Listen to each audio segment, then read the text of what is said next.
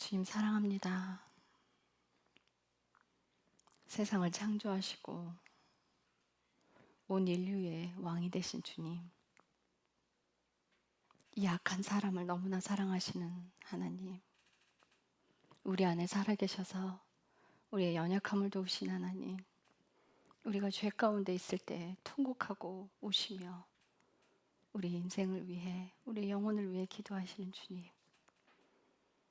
당신의 안위보다는 사람의 평안과 사람의 구원을 위해서 쉬지 않고 일하시는 주님, 우리가 하나님을 생각할 때 우리를 도와주시는 하나님만 생각하는 것이 아니라 온 마음을 다해서 사랑하기를 원합니다. 사랑 안으로 들어가야 죄가 해결되고 모든 문제가 해결되며 하나님과 사이가 형통하게 됩니다. 사랑하는 관계가 아니라면 결단코 하나가 될 수 없는 이 신비한 비밀, 우리가 하나님 사랑으로 더 깊게 들어가서 보이지 않는 것, 알려지지 않은 것, 주님의 사랑의 깊이를 더 느끼고 측량하기를 원합니다. 이 시간 하나님, 우리에게 주신 이 말씀 깨달음으로 받아 온전히 삶으로 살아내는 복된 사람 되기를 기도합니다. 감사드리며 예수님의 이름으로 기도했습니다. 아멘. 자, 이사야서 4장 1절부터 6절까지입니다. 교독하시고 끝절은 함께 읽겠습니다. 그날에 7 여자가 한 남자를 붙들고 말하기를 우리가 우리 빵을 먹으며 우리 옷을 입으리니 다만 우리가 당신의 이름으로 불려서 우리의 치욕을 없애게 하라 하리라. 그날에 주의 가지가 아름답고 영광스러울 것이며 그 땅의 열매가 이스라엘의 피난한 자들을 위해 뛰어나고 아름다우리라. 시온에 남아있는 자, 예루살렘에 남아있는 자, 곧 예루살렘 안에서 살아있는 자들 가운데 기록된 모든 자는 거룩하다고 불릴 터인데 이 일은 주께서 심판하는 영과 불태우는 영으로 시온의 딸들의 더러움을 씻어내시고 예루살렘 한가운데로부터 그곳의 피를 깨끗이 제거하실 때에 이루어지리라. 또 주께서 시온산의 모든 거처와 그녀의 집회 군중들 위에 낮에는 구름과 연기를 창조하시고 밤에는 빛나며 타오르는 불을 창조하시리니 이는 모든 영광 위에 방벽이 있을 것이며 또 장막이 있어 낮에는 열기를 피하는 그늘이 되고 폭풍우와 비를 피하는 피난처와 은신터가 될 것이기 때문이라. 아멘. 자, 3장에 하나님께서 그 이스라엘의 악으로 인해서 그 죄를 제거하시며 그들이 섬기고 있는 것, 그들이 의지하고 있는 모든 것들을 제거하신다 말씀하셨습니다. 이 심판을 계속해서 말씀하고 계세요. 자, 그런데 4장 1절에 보면 그날에 7 여자가 한 남자를 붙들고 말하기를, 여기서 말하는 여러분들 그날에와 2절의 그날은 같은 날이라는 거 여러분들 아셔야 돼요. 자, 심판받는 사람들의 그날에는 7 여자가 한 남자를 붙들고 말하기를 우리가 우리 빵을 먹으며 우리 옷을 입으리니 다만 우리가 당신의 이름으로 불려서 우리의 치욕을 없애게 하라. 자, 이 구절은 어떤 뜻이 있냐면 7 여자가 있어요. 그러니까 성경에서 말하는 이제 숫자가 나올 때 우리가 이제 여기서 이 숫자는 어떤 뜻을 가지고 있냐면 정말 7 여자가 아니라 7은 완전수를 이야기해요. 그래서 그 전쟁에서 남자들이 다 죽고 없는 상황. 그래서 모든 여자들이 남자가 없는, 신랑이 남편이 없는 모든 여자를 뜻하는 거예요. 남편이 없는 모든 여자들이 한 남자를 붙들고 말하기를 우리가 우리 빵을 먹으며 우리 옷을 입을 거야. 그러니까 내가 당신한테 어떤 피해도 주지 않고 내 먹을 것과 내 입을 것을 내가 다 책임질 거니까. 다만 어떻게? 당신의 이름으로 불려서 우리의 치욕을 없애게 하라. 여자가 남편이 없으면요, 굉장히 수치를 당하고 치욕을 당해요. 그래서 그 수치를 면하기 위해, 치욕당하는 걸 면하기 위해 한 남자를 붙들고 모든 여자들이 살려달라고 할 거예요. 내 남편이 되어달라. 이름만이라도 해달라. 내가 먹고 입는 것은 내가 다 책임질 거니까 그냥 당신의 여자라는 이름으로 불리기만 해달라는 거예요. 참 엄청난 일이죠. 전쟁이 일어나면 일단 남자들이 다 나가잖아요. 그죠? 그래서 죽고 많은 남자들이 싹 다 죽어버렸어요. 그래서 남편이 없는 여인들이 너무 많은 거예요. 이런 상황들이 벌어지고 있어요.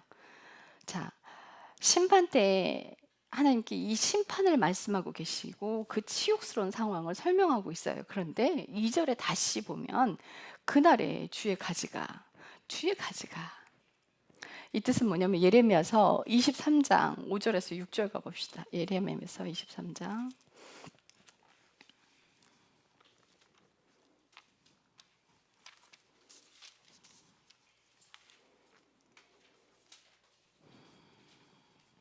예레미야서 23장 5절에서 6절.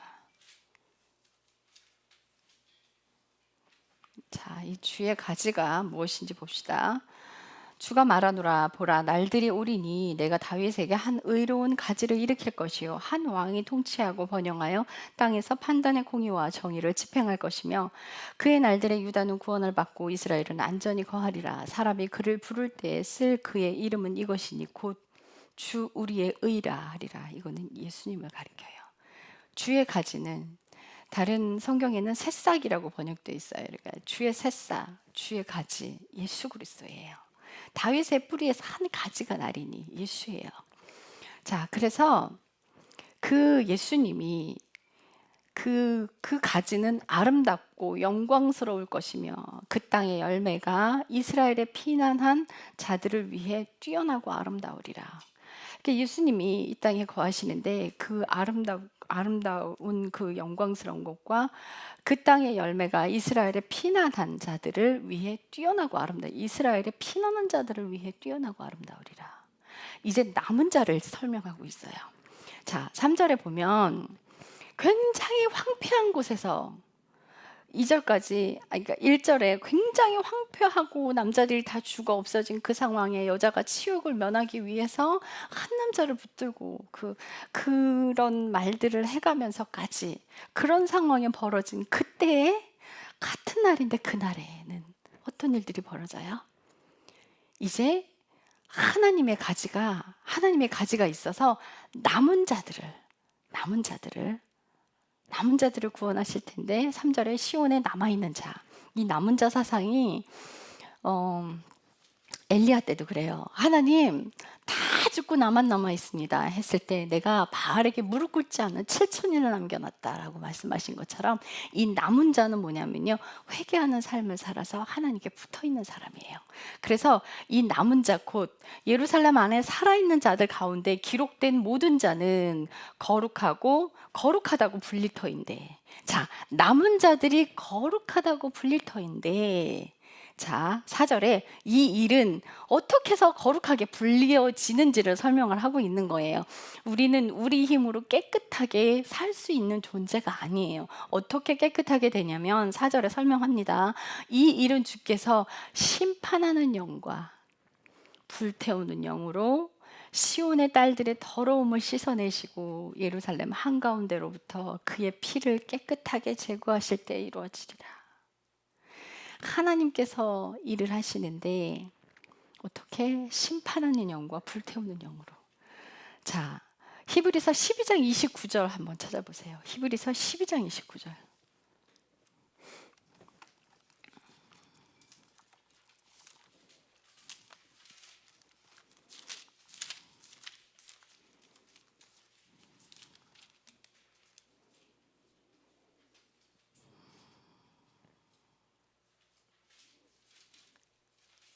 읽겠습니다. 우리 하나님은 태워버리는 불이시니라. 자, 다른 성경에는 소멸하시는 불이시니라라고 되어 있어요. 신명기 4장 24절 가면 하나님은 소멸하시는 분인데 하나님은 질투하시는 하나님이라고 되어 있어요. 그런데 소멸의 불이란 뜻이요, 우리에게 하나님께서 불을 떨어뜨리시면 어떤 일이 벌어지냐면 회개하는 자들에게 불이 떨어지는데, 회개하는 자들에게 불이 떨어지는데 어떤 일이 벌어지냐면 죄가 사면을 받고 또 우리 내면에 악한 것들이 태워져요. 그 일들이 일어나는 게 회개하는 삶을 살 때 그런 일도 일어나지만 그 불이 어떤 작용을 하지만 하나님은 하나님께서 우리를 고난 안에 넣어주셨을 때 우리의 죄들이 태워져요. 우리는 타야 돼요. 자, 제단이 있어요. 우리 어, 구약에 보면 제단이 있는데요. 제단 옆에 물두멍이 있고 성소로 들어간 곳이 있어요. 제단에 제물이 올려지는데 각이 떠져서 태워져요. 자, 그 의미는 뭐냐면 우리가 산 제물이 되어야 된다라고 말씀하고 있어요. 우리가 어떻게 산 제물이 돼요? 우리 자아가 죽어져서 우리 안에 쓸모없는 죄들, 우리가 가지고 있는 고집들, 욕심들, 그죠? 쓸모없는 것들이 내 자랑과 나를 위해서 살기 위한 모든 것들이 하나님의 불로 태워져야 돼요. 그래서 우리가 죽어야 되는 거예요. 죽어서 하나님께 제물이 되어져서 태워지는데 우리 삶을 하나님께서 깨끗하게 청소하시는 거예요. 좋은 일을 하고 선하게 살라고 하시는 게 아니라 내 안에 더러운 것들을 치우고 거룩하신 하나님의 영이 들어오기 위해서 그 일들을 하시는 거예요. 그래서 하나님께서 심판하는 영과 불태우는 영으로 우리를 죽이고 불살라서 지옥에 보내려고 하시는 게 아니라 우리의 삶에 악한 것들을 다 태우시고 내 안에 악한 것들을 싹 다 태우기 위해서. 그래서 회개하는 사람은 하나님이 참 기뻐하세요. 고린도전서 4장 4절부터 5절까지 설명이 되어 있죠. 그래서 하나님께서 우리가 마음에 의도하는 의도들까지 싹 다 들춰내시는데 그때 각 사람을 하나님이 칭찬하리라. 어떻게? 마음의 의도들, 생각하는 의도들까지 싹 다 악한 것들을 다 들춰내시는데 어떻게 칭찬할까요? 회개할 때 칭찬하시는 거예요. 그것들을 회개할 때 우리가 회개하는 삶으로 하나님 앞에 엎드리고 다시 삶을 고쳐서 살아나갈 때 그때 우리 안에 악한 것들이 태워집니다. 또 고난 안에 들어가서 우리 자아가 죽어질 때 악한 것들이 태워져요. 그런 일들을 하시면서 그곳에 피를 깨끗하게 제거하실 거래요. 우리의 피로는 하나님께 갈 수 없어요. 우리는 완전히 소멸돼야 돼요. 그래서 내 피가 아니라 예수 그리스도의 피로. 자, 하나님께서 받으시는 순교자들의 피는 다 거룩한 피예요. 어떻게? 하나님께서 깨끗하게 하시는 거예요. 그냥 뿅 하고 깨끗하게 하시는 게 아니라 그 사람이 고난을 거쳐야만 깨끗한 피가 되는 거예요. 그래서 하나님께서 순교자로 받으시는 사람의 삶은 고난은 계속해서 따라와요. 그 고난 안에서 죄가 제거되는 길을 가는 그 사람의 깨끗한 피, 하나님께서 깨끗하다고 말씀하시는 그 피는 예수 그리스도의 피밖에 없어요. 예수님께서 말씀하세요. 내 살과 내 피를 먹지 아니하는 자는 내게 합당하지 않대요. 예수님의 살과 피를 먹어야 하는데 그분의 살을 먹는 거, 다시 말씀드리면 말씀이 살이라고 말씀드렸어요. 우리가 말씀을 보고 내 삶을 고쳐나가는 것, 예, 그게 말씀을 먹는 거죠. 단지 읽는 게 먹는 게 아니에요. 연결이 돼야 돼요. 우리 삶에 말씀을 보고 내 삶을 고쳐나가는 거예요. 어떻게? 회개함으로. 내가 죄인임을 인정하는 게 대단한 축복입니다. 여러분들 죄를 자꾸 다른 사람에게 핑계대려 하지 마세요. 내 죄를 다른 사람에게 떠넘기려고 하지 마세요. 내 죄를 사탄에게 떠넘기려고 하지 마세요. 내가 죄인임을 인정하는 거예요. 회개는요, 자기의 죄를 인정하는 것으로부터 출발해요. 내가 잘못했습니다. 내가 죄인이로소이다. 다윗이 그러잖아요. 내가 하나님 앞에 범죄했습니다. 자기 죄를 인정해요. 그런데 보통의 사람들은 어떻게 해요? 죄가 들춰질 때? 제가 한 10년 전에 그 유초등부 아이들 수련회 이제 2박 3일 수련회를 했어요. 근데 저는 이제 그 작년들의 집회만 하다가 아이들을 어떻게 해야 될지 너무 난감한 거예요. 정말 아이들을 재밌게 해주는 방법도 모르고 아무것도 몰라서 도저히 고민하다가 그 말씀, 제가 가지고 다니는 말씀이 다 십자가잖아요. 그 말씀들을 찾아서 어린아이들을 나와서 읽게 했더니 그게 너무 즐거운 거예요. 우리 현진자매랑 같이 갔는데 서로 마이크 잡고 성경 읽고 싶어서 우리 현진자매 앞에다가 성경을 다 쌓아놓은 거야. 그래서 다 찾아달라고, 자기가 읽겠다고. 근데 여러분, 우리 어린아이들 벌써부터 성경을 찾아서 읽는 아이들로 만드셔야 돼요. 자녀들을 하나님의 말씀을 가까이 하는 자녀로 키우셔요. 그래서 그때 이 말씀들을 읽으면서 제가 그 고린도전서 4장 5절을 했어요. 그랬더니 한 아이한테 질문을 했어요. 너만 알고 있는 죄가 있니? 예, 있어요. 뭐야? 아무도 모른대요. 말할 수 있어요? 그랬더니 말할 수 있대. 야동을 본대요. 그 어린아이가. 이제는 다시 안 하겠다고 하나님께 서약하고, 다시는 범죄하지 않겠다고 서약하고, 성령님께서 죄를 이렇게 들춰서 사람 앞에 고백하게 하는 경우가 있어요. 그럴 때 왜 그렇게 하냐면 다시 범죄하지 말라고 하는 거예요. 다시 그 죄를 짓지 마라. 자기 혼자 숨겨서 하나님 앞에 잘못했으니까 또다시 그 죄로 가니까 내가 사람 앞에 서약해서 사람 앞에 창피해서라도 다시는 죄를 짓지 않겠습니다. 여러분들, 부흥은요, 회개로부터 출발해요.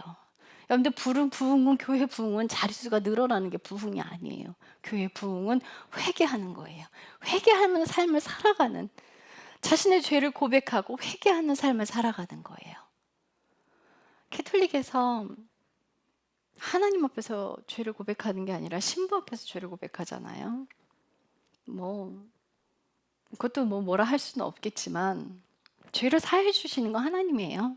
사람이 하는 게 아니에요. 고백했다면 다시는 죄 짓지 말아야 돼요. 그런데 보통의 사람들은 어떻게 하냐면 입술로 고백하고 또다시 똑같은 죄를 지어요. 은사를 가지고 있다고 천국 가는 게 아닙니다. 모 교회에 대단한 은사를 갖고 계신 목사님이 계셨어요. 막 축사로 사람의 안에 있는 귀신들을 다 내어 쫓았어요. 그 능력이 거룩해서 온 게 아닙니다. 은사는요, 그 사람을 다루려고 한 거예요. 근데 그 목사가 같은 교회 신도를 호텔로 데리고 가서 큰 음란을 저질렀어요. 그게 알려지고 나서부터 교회가 두둥각이 나기 시작했어요. 여러분들, 예수 믿는 사람이라면요, 똑바로 살아야 돼요. 똑바로 살아야 돼요. 은사 가지고 천국 못 가요. 은사 갖고 결단코 천국 못 가요. 고린도서 13장에 그래요. 이 은사 얘기를 하면서 완전한 곳이 오면, 그죠? 완전한 곳이 오면 은사들이 다 사라질 거라는 거예요. 은사는요, 이 땅에서만 필요한 거예요. 왜요? 이 땅은 아직 하나님 나라가 완전하게 이루어진 곳이 아니에요. 아직 사탄이 함께 존재하잖아요. 하나님 나라에는 사탄이 없어요. 그래서 불완전하기 때문에 하나님 나라를 이루어 나가기 위해서 필요하게 쓰라고 주신 게 은사. 그냥 도구예요. 도구기 때문에 완전한 하나님 나라가 오고 예수님의 재림으로 정말 이 땅에 천국이 이루어지고 죄에 있는 사람들 전부 다 지옥 가고 하나님을 섬기는 사람만 남아있다면 우리가 대면에서 하나님을 바라보고 있단 말이에요. 이렇게 주님을 보기 위해서 날마다 애쓰고, 물론 하나님의 음성을 듣고 있지만 사탄과 씨름을 해가면서 그런 곳이 아니라 완전히 죄가 제거된 상태, 하나님을 사랑하는 사람들만 있는 거예요. 여러분들, 계시록에 가면요, 우리 창세기에 보면 뭐가 있어요? 동산 중앙에 선악을 알게 하는 나무랑 생명나무가 같이 있어요. 그런데요, 계시록에 가보면요, 선악을 알게 하는 나무는 없어요. 없고 뭐만 있어요? 생명나무만 있어요. 생명나무에서 나는 열매만 있어요. 그 열매를 따먹고 영원히 사는 거예요. 하나님을 사랑하는 사람들을 영원히 살게 하기 위해서 하나님이 한번 창조하신 혼은 소멸되지 못해요. 그래서 사탄을 없애지 못하는 거예요. 소멸시키지 못해요. 하나님이 창조하신 영은 소멸시키지 못해요. 영원히 지옥에서 영원히 하나님 나라에서 살든. 그런데 지옥 가는 그들은요, 지옥에 가잖아요. 하나님 나라에 가는 사람도 어떻게 해요? 부활해요. 육신을 다시 입고 부활해요. 부활해서 천국으로 들어가요. 우리가 죽고 나면 회개할 기회를 잃어버립니다. 근데 영원한 생명이 가는데도 육신을 하나님께서 다시 입히세요. 다 이유가 있으리라 생각을 해요. 하나님은 사람을 너무 사랑하세요. 너무 사랑하셔서 아끼시는데 우리가 죄를 담고 있으면 어찌할 수가 없어요. 구원시켜 줄 수가 없어요. 하나님께서 예루살렘에 깨끗한 피를 주기 위해서 더러운 피들을 제거하시는 그 일들을 하셔서 거룩하게 되는 거예요. 우리가 그 안에 들어가서 거룩한 삶을 사느냐, 세상 밖에서 육신을 따라서 육신을 즐기는 것들을 따라서 더러운 피로 지옥을 가느냐, 그 여러분들의 선택, 저와 여러분들의 선택인 거예요. 남은 자, 물론 그것은 우리 힘으로 할 수 있는 건 아니에요. 하나님의 힘으로만 가능해요. 그래서 그날에 하나님께서 깨끗하게 더러운 피를 제거하시고 깨끗하게 하셔서 5절에 봅시다. 주께서 시온산의 모든 거처와 그녀의 집회 군중들 위에 낮에는 구름과 연기를 창조하시고, 그 거룩하라는 사람들을 위해서 낮에는 구름과 연기를 창조하시고 밤에는 빛나며 타오르는 불을 창조하시고. 어디가 생각나세요? 그 이스라엘 백성들 출애굽할 때 광야에서 하나님이 낮에는 구름 기둥으로, 그죠? 밤에는 불 기둥으로 지키신 것처럼 주님께서 쉬지 않으시는 거. 왜 못 쉬냐면요, 사람이 못 쉬기 때문에 못 쉬는 거예요. 하나님이 세상을 창조하셨어요. 그리고 마지막 날 사람을 창조하시고 안식하셨어요.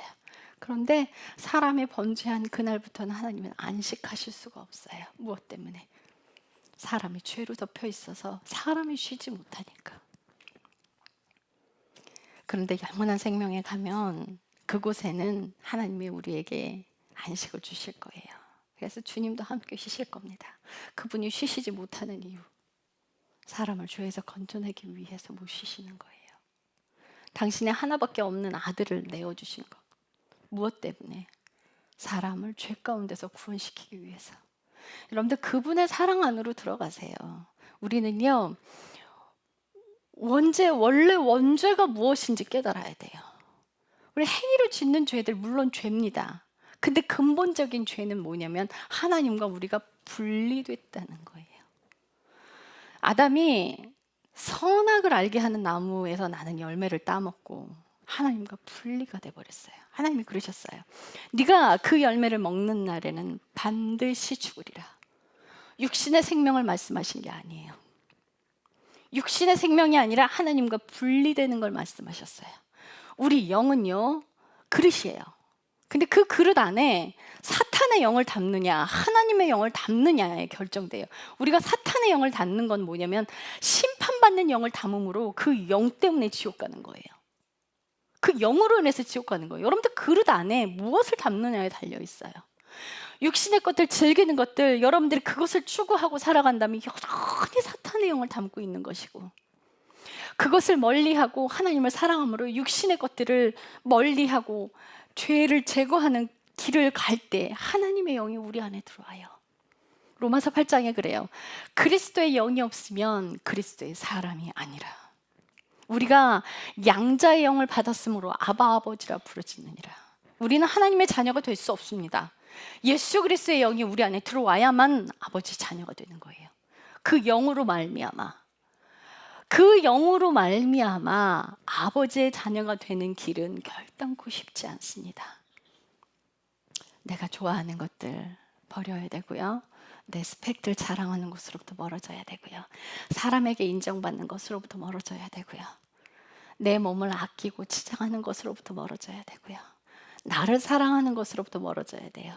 그래야 자기 부인의 삶을 살아갈 수 있습니다. 여러분, 자기 부인의 삶이 결단코 쉽지는 않아요. 여러분들 결혼했을 때 남녀가 환상을 가지고 결혼을 해요. 어떻게 해요? 하얀 웨딩드레스를 입고 그 순간에 행복한 것만 꿈꿔요. 그런데 어때요? 결혼을 하면 천국이에요, 지옥이에요? 왜 지옥이냐면 포기해야 되는 것들이 많은 거예요. 포기해야 되는 것들이 많아요. 안 싸우려면 어떻게 해야 돼요? 상대를 이해해야 돼요. 나 중심으로 살아가면 싸움이 끊이지 않을 거예요. 내가 없어지는 길은, 하나님 왜 나를 미워하세요? 이게 아니에요. 나를 너무 사랑하시기 때문에 그 안에 두시는 거예요. 나를 너무 사랑하셔서 나를 너무 사랑하셔서 소멸에 불과 심판하는 영으로 나를 그 안에 두시는 거예요.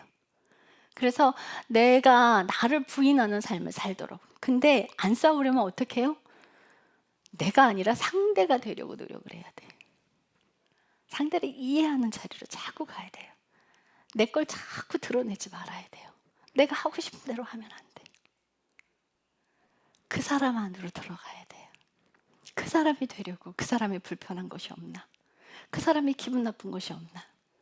그렇게 되면 어떻게 나는 힘들어져요? 기뻐져요? 기뻐요? 힘들어요. 부부 결혼하면 어떻게 해요? 신혼 때는 막 스킨십 너무 맞이하잖아요. 그죠? 그런데 나이 먹어서도 스킨십 하는 부부가 돼야 돼요. 몸이 멀어지잖아요. 마음도 멀어져요. 자꾸 스킨십 해야 돼요. 그 연예인 부부 중에 그분 참 칭찬할 만 하더라고요. 누구지? 아니요. 이름이 기억 안 나요. 죄송해요. 제가 이래요. 그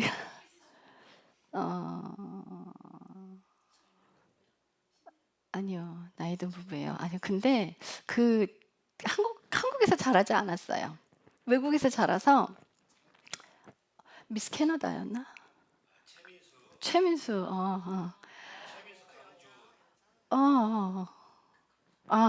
네, 강준.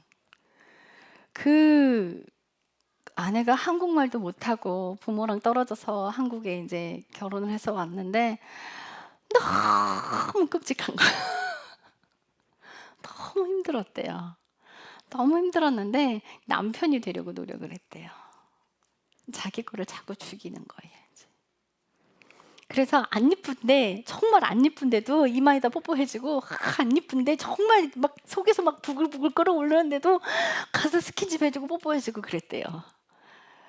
그게 옳은 말이에요. 근데 그렇게 자꾸 스킨십을 하는 것을 익숙하게 만들면 어떻게 되는지 아세요? 정말 사랑하게 돼요.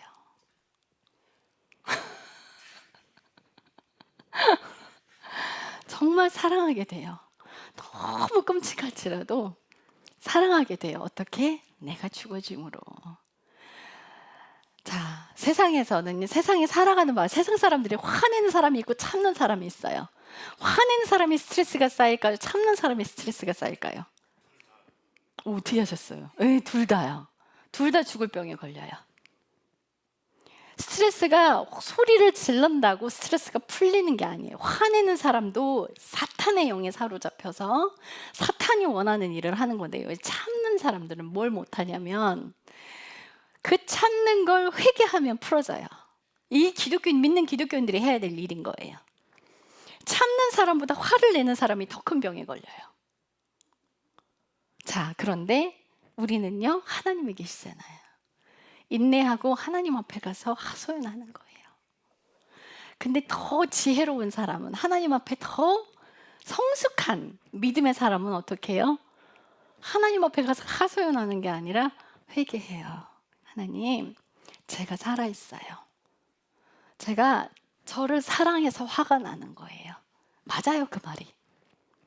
응? 내가 인정받지 못해서, 내가 더 행복하지 못해서 너 때문에 내가 불편해서 화가 나는 거거든. 내가 화가 난다는 건 내가 만족하지 못했다는 거예요. 그게 자기 사랑이에요.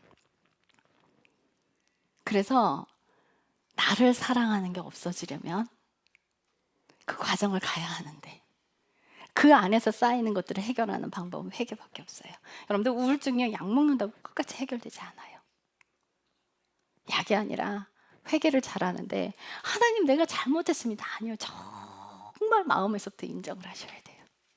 내가 아이에게 화낸 거, 내가 남편에게 화낸 거 그게 죄라는 걸 인정하셔야 돼요. 안에서부터 인정이 돼야 돼요. 하나님, 제가 소리 질렀어요. 못 참고. 제가 살아있어요. 제가 저를 아껴요. 제가 저를 사랑하기 때문에 화가 나요. 이게 죄예요. 하나님 용서해 주세요. 정말 그 죄를 인정하고 하나님 앞에 회개할 때 하나님으로부터 오는 사랑이 막 올라와서 다시 사랑하게 돼. 아무리 원수일지라도 예뻐 보여요. 어떤 부부는 이제 여자분이 전화벨이 띠리리 울리는데 왼수하고 써 있어요. 핸드폰에 남편 왼수라고 저장하지 말고 그 자꾸 눈에 보면 그게 그것도 먹는 거예요. 그렇게 하지 마시고 내 사랑, 세상에서 가장 예쁜 사람. 스킨십도 자꾸 하면 익숙해진다는 그 말처럼 정말 그래요. 정말 사랑하게 돼요. 노력할 때. 내가 안 하려고 두 손 딱 놓고 놔버리는데 어떻게 하나님이 일을 하셔요. 우리가 참 자동으로 뿅 변해서 확 변해서 그렇게 자동으로 살아간다 그러면은 얼마나 좋아요. 그죠? 그런데 그렇게 되지 않는다고요. 절대 그렇게 되지 않아요. 우리가 참고 인내하고 사랑하고 희생할 때 그때 하나님을 더 사랑하는 관계 안으로 들어가고요. 그런 그 과정들을 거친 사람들이 하나님의 사랑을 더 깊게 체험하게 돼 있어요. 잔누기용이 시어머니한테 그렇게 미움을 받고 혹독하게 당하고 남편한테도 당하고 시녀들한테도 당했는데 그 외로움과 그 정말 자기가 멸시당하는 거잖아요. 그죠? 자신의 존재감이 없어져 버리는, 인정받지 못하는 자리. 시녀들도 무시하는데 그 속에서 잔누경이 하나님만 찾았어요. 그런데 잔누경이 뭘 했냐면 어렸을 때 자기가 지은 죄들을 먼저 회개하기 시작했대요.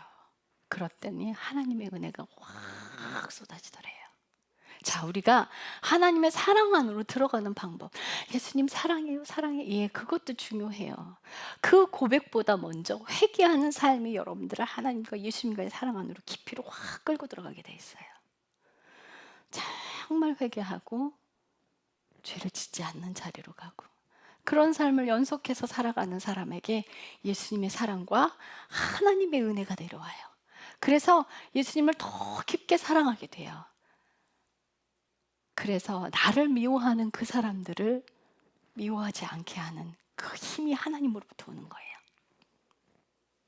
우리가 그 과정을 살아갈 때 소멸하던 그 하나님의 영과 소멸하시는 그 불이 내 것들을 다 태워서 하나님께서 우리 인생을 흔드시는데 왜 흔들어요? 예수님만 남을 때까지 흔드시는 거예요. 통째로 내 삶을 흔드시는데 흔들어서 흔들리는 모든 것들을 다 뽑아서 태워버리시려고. 그래서 흔들리지 않는 것만 남게 되는 거예요. 뭐가? 예수 그리스도만. 예. 하나님이 그 일을 하시는 거예요. 우리는 하나님이 없다면 아버지께 못 가요. 예수님이 없다면 아버지께 못 가요. 결단코. 자, 5절에 보면 하나님께서 구름 기둥과 그 불로 지키시는 그 상황이 정말 완전하게 이루어지는 때 그때 하나님이 그렇게 하실 거예요. 하나님의 영광만 있는 거예요. 자, 5절에 보면 또 장막이 있대요. 장막이 있어요. 자, 계시록에 보면 하늘의 처소가 내려와요. 어디에? 예루살렘에. 하늘의 처소가 내려오는데 누가? 예수님이 신랑이시고 신부들이 그 안에 거하는 거예요. 자, 이스라엘에서 장막은 특별한 의미를 지니고 있습니다. 아이가 태어나면요, 옛날 전통에, 이스라엘의 옛날 전통에 아이가 태어나면 나무 4그루를 심어요. 딱 천막을 칠 만한 사이즈의 4그루를 심어요. 그 나무가 자라면 아이도 같이 자라겠죠. 그 아이가 자라면 이제 장성해서 결혼할 시즌이 되는데 나무도 굉장히 많이 커 있어요. 그래서 그 나무 4개를 자르고 거기다 천막을 치는데 어떻게? 그게 신혼방이 돼요. 자, 남편이 여자의 집에 가요. 결혼한 신랑이 여자의 집에 가서 그 신부의 아버지께 결혼식량을 받고 다시 돌아가요, 집으로. 자, 그런데 그 신랑이 다시 신부를 데리러 가는 그 날과 시간은 누가 아냐면 아버지만 알아요. 그래서 예수님이 그러세요. 내가 가고 너에게 다시 올 거라는 거예요. 근데 내가 아버지 집엔 거할 처소가 많아. 내가 가서 내가 너희를 다시 데리러 올 거야. 근데 그 날과 시각은 오직 아버지만 하신다고. 자, 그래서 신랑이 신부를 데리러 가는 시각은, 날과 시각은 아버지만 아는데 그 아버지가 말씀하시면 신부를 데리러 가요. 그 신부를 데리고 와서 그 마련한 그 처소로 들어가는 거예요. 여기서 말하는 그 장막이 그 장막이에요. 하늘에는 우리가 거할 처소가 너무 많대요. 그래서 예수님께서 이제 아버지께로 가셨어. 다시 오실 그날에는 심판과 신부를 데리러 오는 그 두 개가 겹쳐져 있는 거예요. 자, 나팔절에 이스라엘에서 나팔을 불어요. 근데 그 나팔의 의미가 뭐냐면요, 심판의 날과 구원의 날에, 새로운 날에 두 개가 같이 존재해요. 예수님을 믿지 않는 사람들에겐 예수님이 오시는 날이 싹 다 심판의 날일 거예요. 그러나 예수님의 신부로 준비된 그 사람들은 잔칫날이에요. 이제 새로운 날의 시작이에요. 세상이 바뀔 거예요. 여러분들 어느 쪽에 서실 거예요? 육신을 따라 살다가 육신대로 끌려서 지옥으로 가는 길을 택하시렵니까?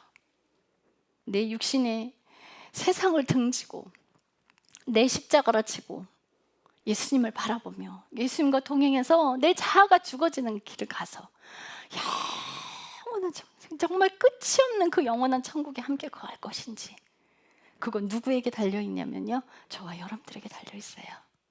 그래서 하나님께서 이스라엘 백성들에게 말씀하세요. 내가 너희 앞에 복과 저주를 주노니 너희가 내 말에 순종하면 복을 받을 것이려니와 불순종하면 저주가 너희를 따라붙어서 들에까지 나가서 너희 생명을 취하리라. 그 말은 뭐예요? 복과 저주를 줄 텐데 너희가 복을 받을 건지 저주를 받을 건지 너희가 선택해라 뜻이 아니에요. 하나님이 내게 말씀하시면 그걸 내가 선택할 건지 말 건지를 결정하라는 게 아니에요. 너희 들에까지 가서 네 생명을 취하리라, 이 뜻은 뭐냐면 하나님 명령이 떨어질 때 반드시 순종이라는 뜻이에요. 하나님 명령에는 순종하라는 뜻이 선택하라는 뜻이 아니에요.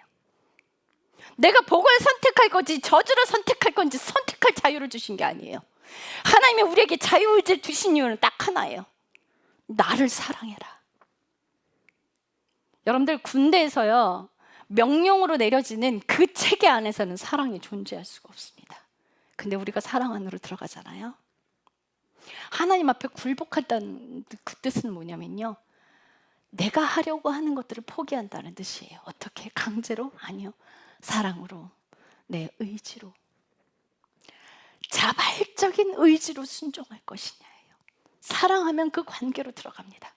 여러분들 생명은요, 사랑 안에 있어요. 그래서 하나님께서 말씀하세요. 첫째 계명도 사랑이고 둘째 계명도 사랑이세요. 네 마음과 뜻과 생명을 다해서 주 너의 하나님을 사랑하라. 생명까지 다해서 하나님을 사랑하라는 거예요. 안 그러면 그 안으로 못 들어가요. 우리가 대충 세상에 한 달에 걸치고 내가 원하는 거 다 해가면서 하나님 사랑하는 거요, 그거 지옥 갈 일이에요. 세상을 완전히 등져야 돼요. 우리는 세상에 섞여 살고 있습니다.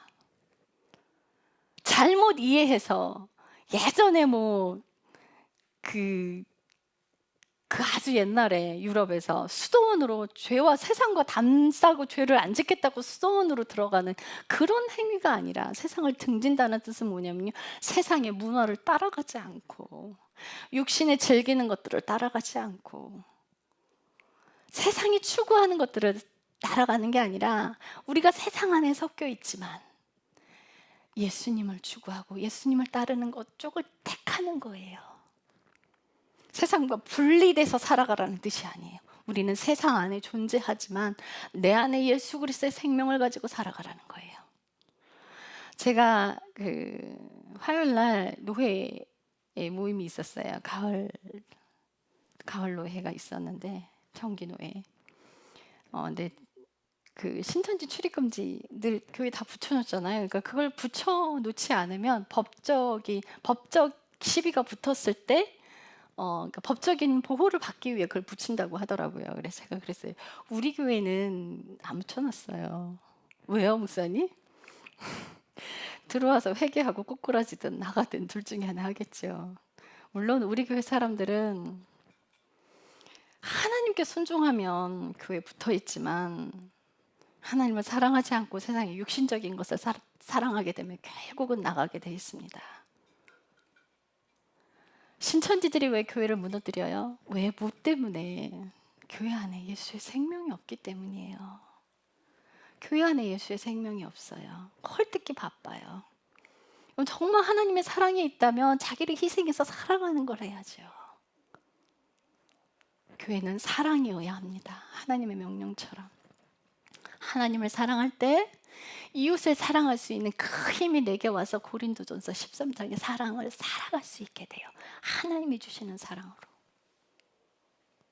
미워하는 마음이 올라올 때 회개하고 한없이 인내하고 덮어주고 사랑하는 그 삶을 내 힘으로는, 여러분과 제 힘으로는 결단코 살아갈 수가 없어요.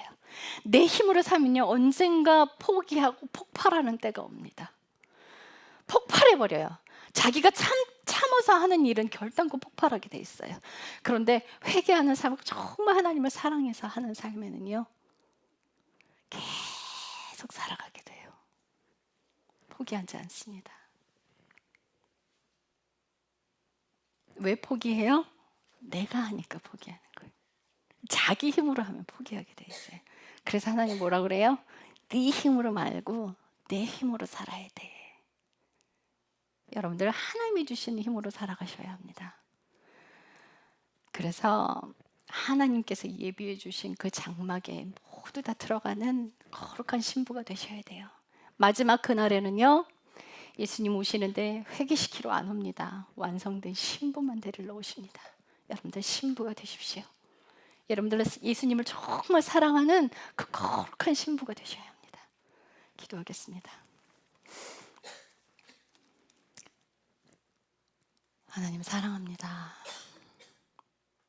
주님의 우리를 사랑하셔서 고난 안에 넣으시는 건 하나님의 소멸하는 영과 소멸하는 불로 심판하시는 건 우리를 너무 아끼고 사랑하시기 때문에 죄에서 꺼내려고 하시는 것입니다.